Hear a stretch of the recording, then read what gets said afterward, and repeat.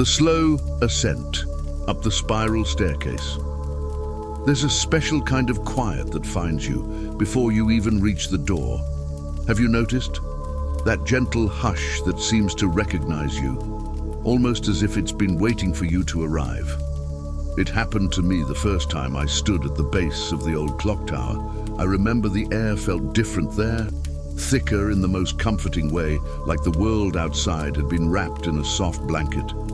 For a moment, I just stood still, letting my breath fall into place. I didn't know it then, but that pause, that single breath, was the first step inside the library, long before my hand touched the heavy wooden door. When I finally pushed it open, the faint scent of old paper and cool stone drifted toward me, settling quietly around my thoughts. Do you know that feeling?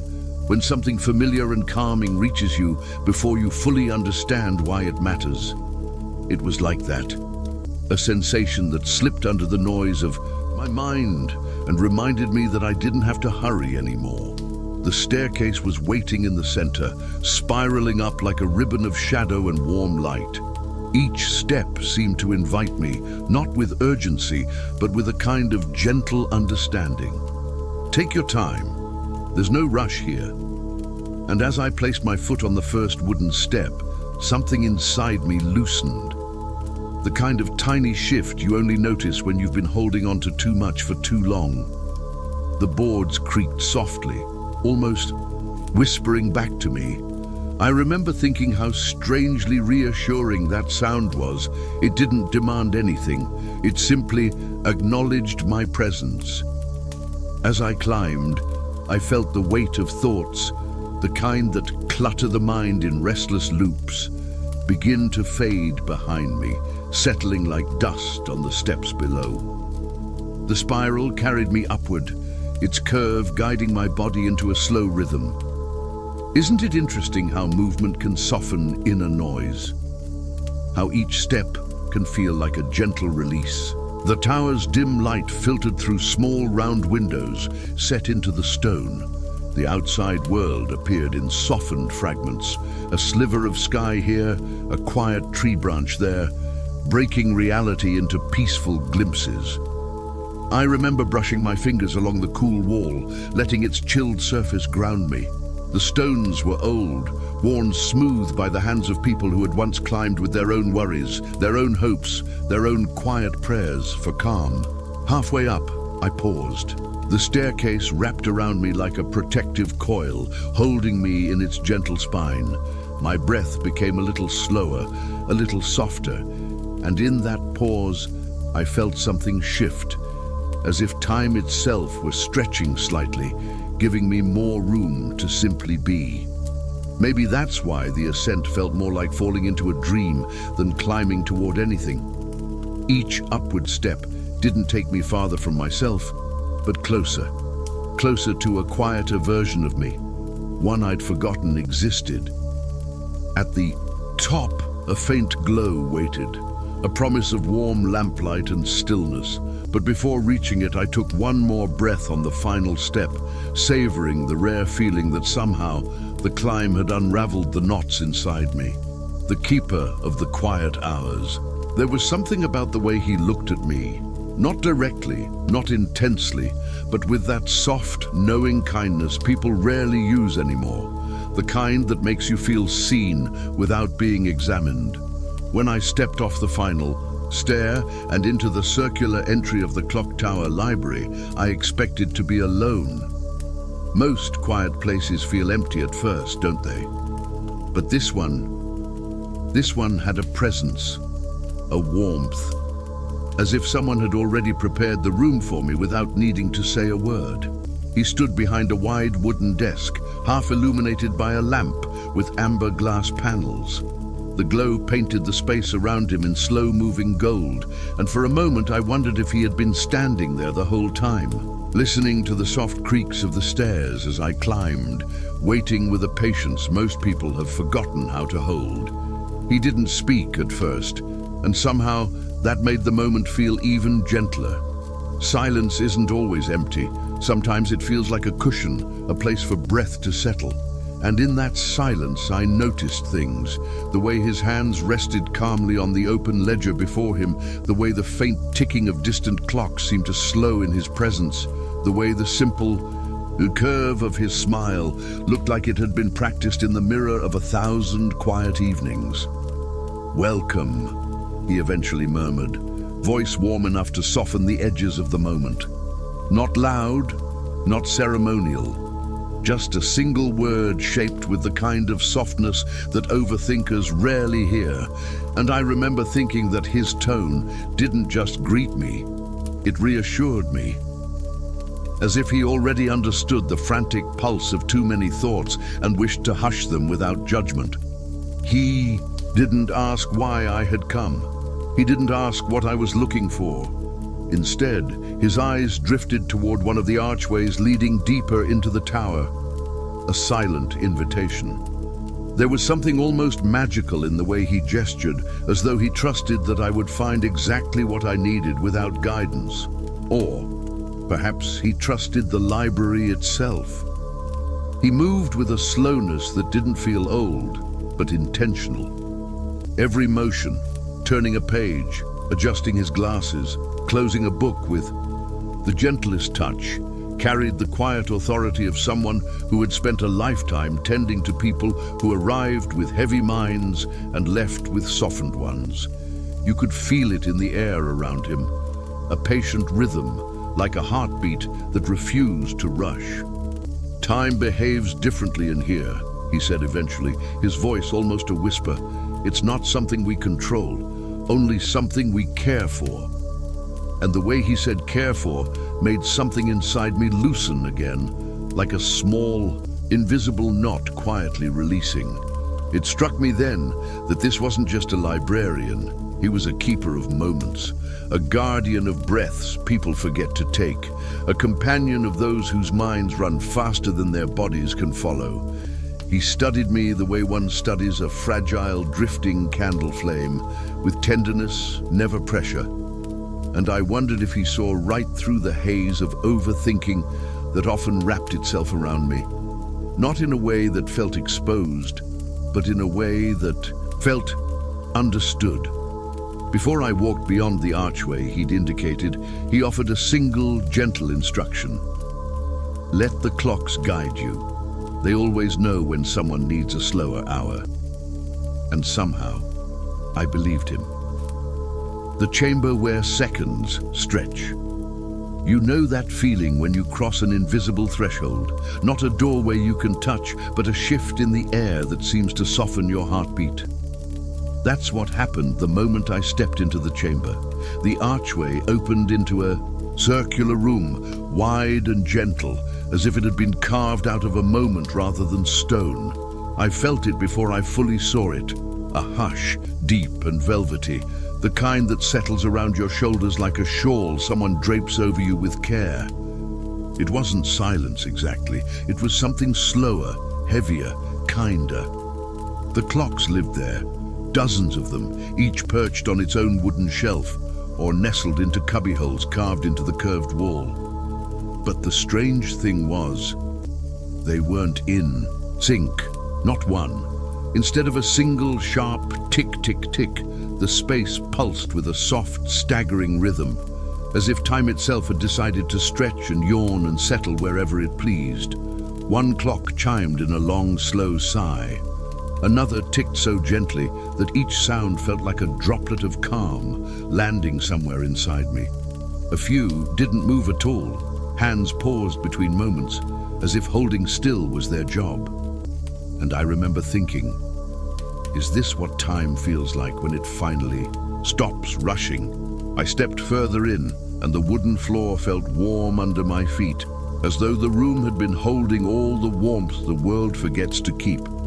Light hovered here in soft pools, golden, amber, honey-like, spilling down from old lamps and glowing glass. Every glow seemed to move at its own pace. Some flickered lazily, others shone steadily, and a few faded and brightened as though they were breathing with me. There was a round table in the center of the room, polished smooth from years of quiet hands resting there. I drifted toward it, almost without thinking, as if the rhythm of the room had chosen my direction for me. When I placed my hand on its surface, the slow energy of the chamber met my skin in a way I still can't quite explain. It felt like leaning into a soft pillow of time. I closed my eyes for a moment, just to listen, just to feel. And it was subtle, almost easy to miss. But the longer I stood there, the more my thoughts, those restless loops that usually spin too quickly, began to match the pace of the room. They didn't stop, they didn't vanish, but they unwound, they stretched, they thinned out into long, gentle threads instead of tangled knots. When I opened my eyes again, a small clock directly across from me caught my attention. Its seconds hand moved impossibly slowly, taking its time with a kind of serene confidence. It wasn't hurrying to reach the next mark. It was savoring the tiny space between 1 second and the next. And I realized maybe I could do that too. Maybe my mind didn't always need to outrun itself. The room almost felt alive. Not in a magical way, but in the way a quiet morning feels alive, or a soft breeze that brushes your face without needing to be dramatic. It seemed to watch over me with gentle patience. I found myself whispering out loud, hardly more than breath. I didn't know time could feel like this. The chamber didn't answer. It didn't need to. Instead, a slow clock somewhere behind me ticked once, a single deep sound, like a reassuring nod. And for the first time in a long while, I felt my mind finally exhale. Shelves of forgotten moments. There's a particular quiet that only exists when you stand before a shelf of memories, the kind you didn't realize you'd misplaced somewhere along the rush of your own thoughts. And when I stepped into that next room, that was exactly the quiet that greeted me. The chamber curved into a narrow hallway lined with tall wooden shelves. They rose higher than I could reach, their wood darkened by age and polished by countless gentle touches. But the books were what pulled me in. They weren't labeled with titles or years. Instead, each spine carried a soft, muted color that felt strangely familiar, as if I had seen these shades somewhere in the corners of my own past. I walked slowly, as if the air itself asked me to move with reverence. The scent of old. Paper was richer here, warmer, wrapped in hints of dust and something faintly sweet. Maybe lavender, maybe time itself. I let my fingertips drift across the spines, feeling the tiny textures that seemed to hum with a quiet sort of life. It was only when I touched a pale, weathered book, soft as worn fabric, that something stirred inside me. Not a sharp memory, not a sudden jolt of recollection, but a gentle warmth blooming behind my ribs. A forgotten moment, rising slowly like a shy guest stepping forward from the shadows. I pulled the book down and held it carefully. Its weight was comforting, like a small sleeping animal resting in my hands. When I opened it, the pages didn't show words. Instead, they shimmered with impressions, soft sketches of feelings, glimpses of scenes I had lived but never fully held onto. The image of a late afternoon light falling through a window, the quiet of a rainstorm I once listened to alone, the warmth of someone's hand in mine during a moment so small I had let it drift away. I didn't have to read anything. I didn't even have to understand. The memories didn't demand attention. They simply offered presence. They reminded me that not every moment has to be large to be meaningful. Some memories are soft because they were never meant to shout. As I turned the pages, a question floated through my mind, gentle as the dust motes drifting in the lamplight. How many quiet joys had I rushed past? How many tender moments had I forgotten to keep? The room didn't answer, but the shelves stretched patiently around me, as if saying, "You haven't lost them. You just hadn't paused long enough to feel them again." Further down, I found a small book bound in dark blue cloth. When I opened it, the sensation was different, like stepping into a deeper, older part of myself. The pages held the memory of a night when I felt safe, for no particular reason at all, just wrapped in the hush of a world that for once didn't demand anything from me. I had forgotten that feeling, but holding the book, it was as if the memory leaned its head gently against my shoulder. I closed the book slowly, pressing my palm to the cover in a silent thank you. And for a brief moment, I wondered if the tower collected these memories for everyone, or if these shelves changed for each visitor, tailoring themselves to whatever their heart needed to remember. As I continued walking, the shelves seemed to glow faintly, as if pleased that I was rediscovering pieces of myself I hadn't realized were missing. And I felt something in me settle, a quiet grounding, a soft returning, like stepping into a version of myself I hadn't visited in a long time. The lantern-lit study nook. There's a certain kind of warmth that finds you before you ever see its source, a glow that feels like it recognizes your tired mind and quietly reaches out to greet it. That's what I felt as I drifted away. From the shelves of forgotten moments, a soft, amber light, barely brighter than a candle's breath, spilled out from a small alcove carved into the curve of the tower. It didn't call to me, it welcomed me. Almost like someone had prepared that space long before I arrived, knowing I'd eventually wander toward it. I stepped inside, and there it was, the lantern. A simple glass lantern with warm, honey-colored panels, sitting on a sturdy wooden table worn smooth by years of quiet elbows and resting foreheads. Its glow wasn't steady. It pulsed gently, like the slow inhale and exhale of a sleeping creature, or like the soft rhythm of a heartbeat settling after a long day. The light touched everything in the nook with a tender hand: the cushioned chair, the stack of blank pages tied with twine, the small brass clock whose ticking was so soft it felt like the room was whispering to itself. I brushed my fingers over the chair's fabric, velvety, warm, almost impossibly inviting, and felt my body sink into it as if the chair had been waiting for me with the kind of patience only furniture in dreams seems to have. The moment I sat down, the world shifted. Not dramatically, not abruptly, more like something inside me finally aligned. The distant gears of the tower moved in a soothing, slow-motion hum, turning the air into a lullaby made of time itself. Even my breath seemed to soften, falling into the cadence of the lantern's gentle glow. I watched. The light flicker on the loose pages tied with twine, and without meaning to, I reached for one. The paper was thick, textured, almost warm to the touch. It felt like holding a quiet moment in physical form. I didn't write anything. I didn't even uncurl it all the way. Just touching the page felt like enough, like a reminder that I didn't always need to fill every silence, solve every thought, or organize every corner of my mind. Sometimes resting is its own kind of work.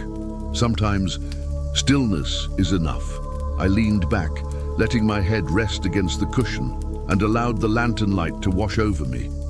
It smoothed the edges of my thoughts, turning once sharp worries into soft silhouettes. Overthinking has a way of tightening the chest, doesn't it?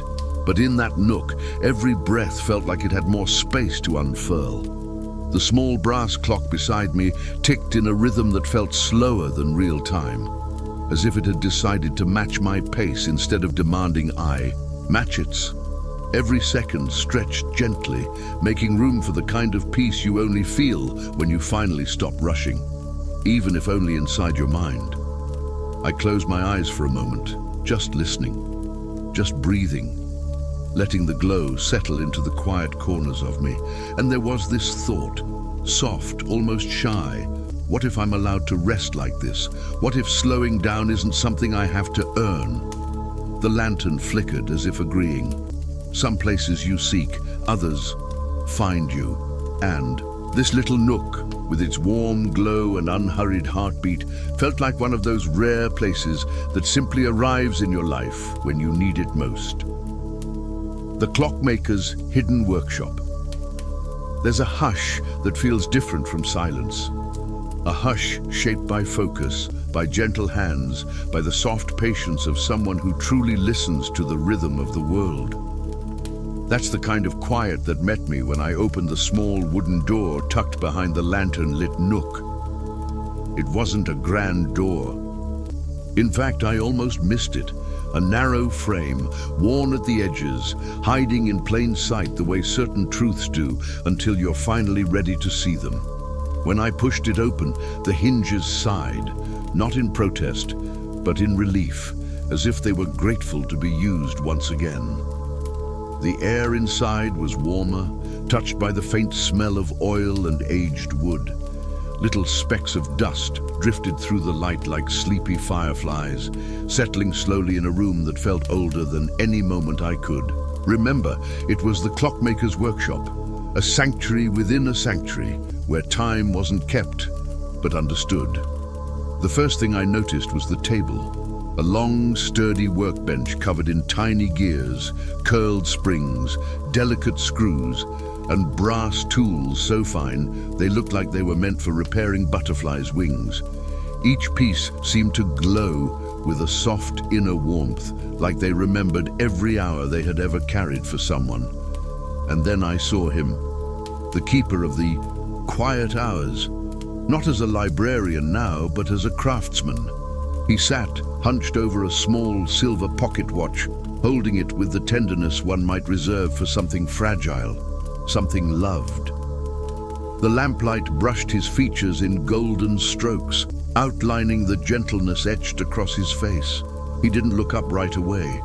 His attention was on the tiny watch gears turning beneath his fingertips, moving slowly, carefully, deliberately.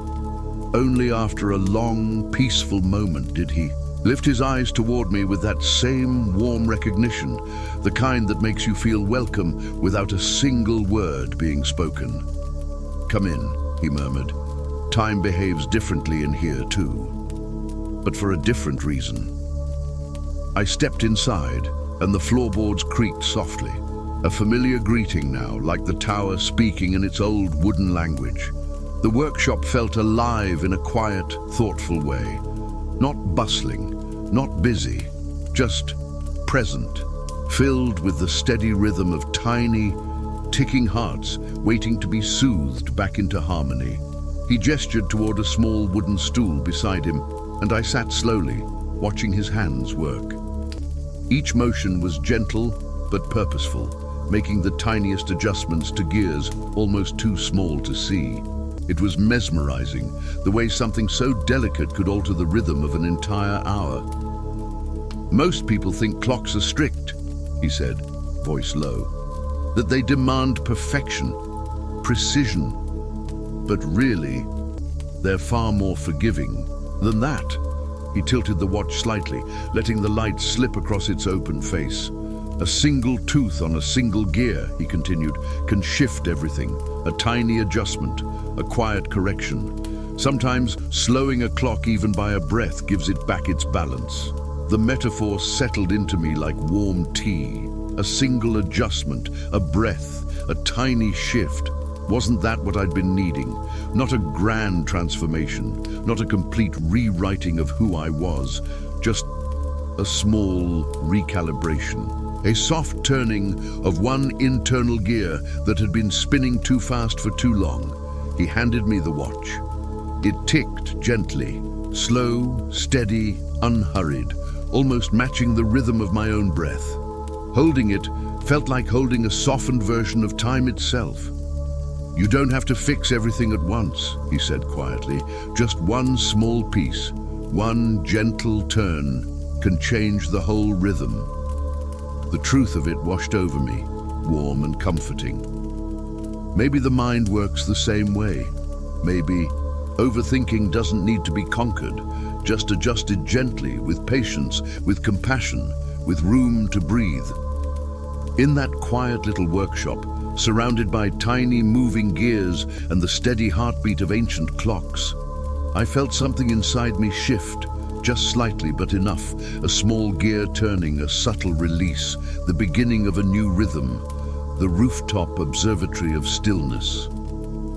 There's a moment, a fragile, trembling moment, when you step from the warm hush of indoors into the open breath of the night, and it feels as if the world inhales with you. That's what happened the first time I pushed open the old hatch leading up to the tower's rooftop.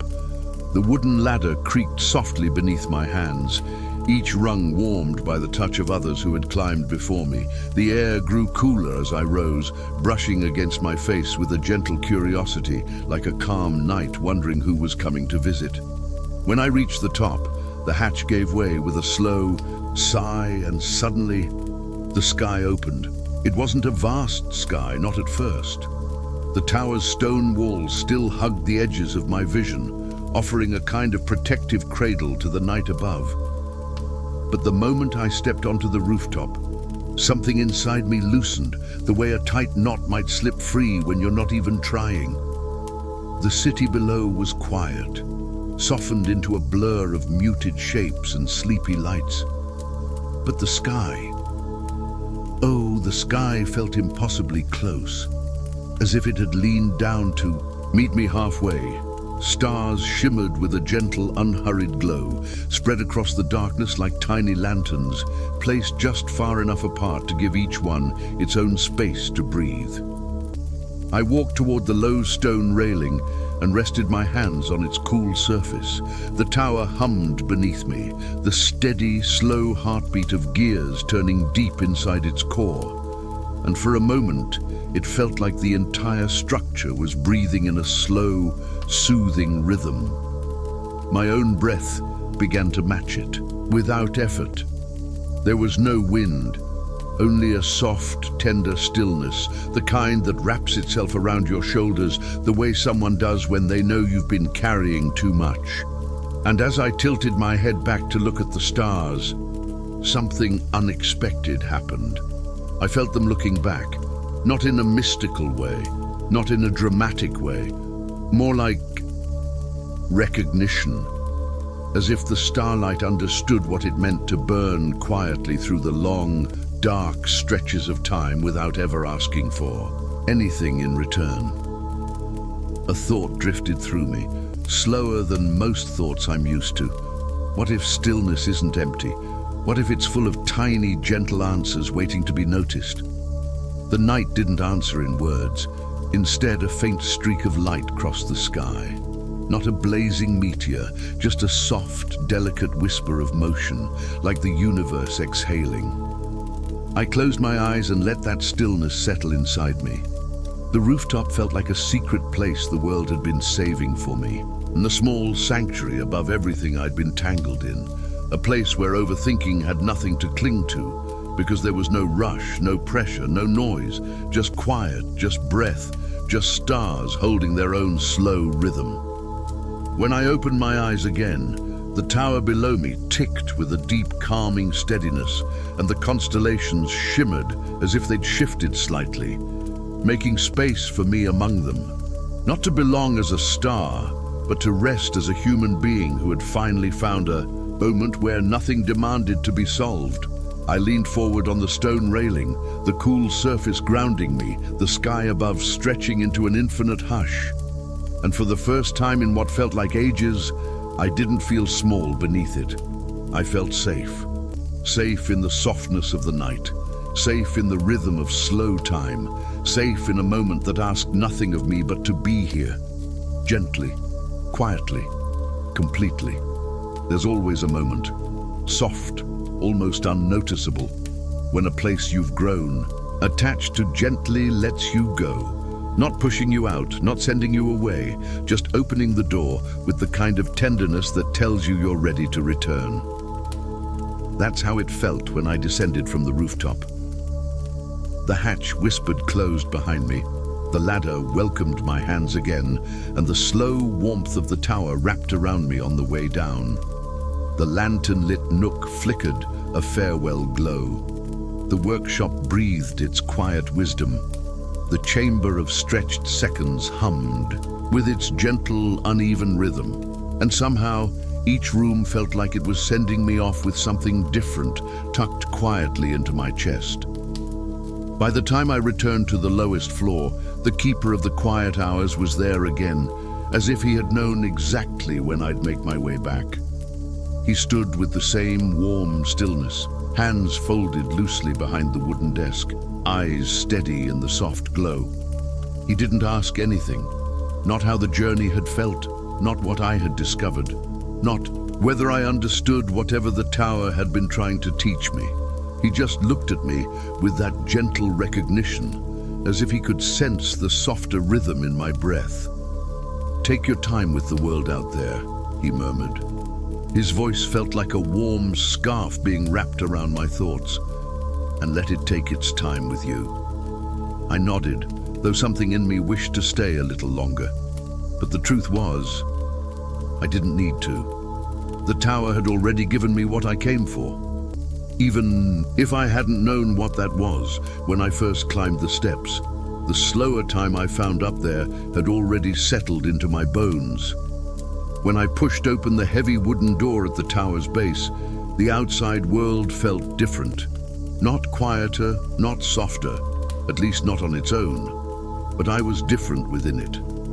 The air touched my skin with a familiar coolness, yet it didn't rush me. Streetlights glowed with the same electric halos they always had, but their brightness felt less demanding. Even the faint hum of distant traffic seemed slower somehow, as if the world had agreed to walk beside me instead of ahead of me. I took a few steps, and each one felt deliberate, grounded, unhurried.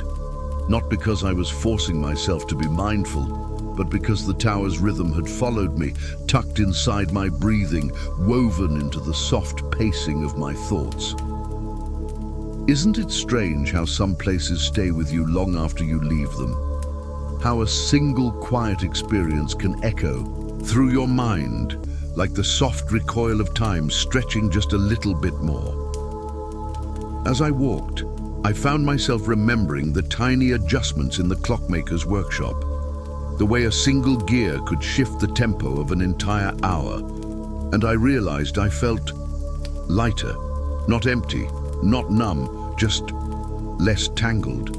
My thoughts didn't rush to untie themselves. They didn't swarm. They didn't demand answers. They drifted, like dust motes in a sunbeam. The city didn't speed up again when I reached the corner. The night didn't reclaim its usual sharpness. Instead, everything moved in gentle waves, the kind that ask nothing of you but to float quietly for a while. And in that softness, I had a quiet thought. Maybe the clock tower didn't slow time at all. Maybe it slowed me just enough to notice the moments I had been rushing past. A warm breeze brushed by, almost like a hand resting lightly on my shoulder, and I felt myself smile. Not a wide smile, not an eager one, but a small, private curve that only happens when something inside you finally feels understood. As I made my way home, the tower's rhythm stayed with me. A slower second, a gentler breath, a quieter mind. It wasn't something I had to hold on to tightly. It stayed on its own, like a companion walking beside me, patient and steady. And when I lay down that night, closing my eyes beneath the soft glow of my own room, the memory of the lantern's pulse, the rooftop stillness, and the uneven ticking of the chamber melted into my breath. I felt myself drifting in the same calm I had found in the tower, as if its heartbeat were lulling me towards sleep. A thought floated across my mind, delicate as starlight. I can return whenever I need to, because the tower lives inside the quiet parts of me now. And with that, time softened again, slow, warm, and infinitely gentle, as I drifted peacefully into the kind of sleep that overthinkers often forget they deserve.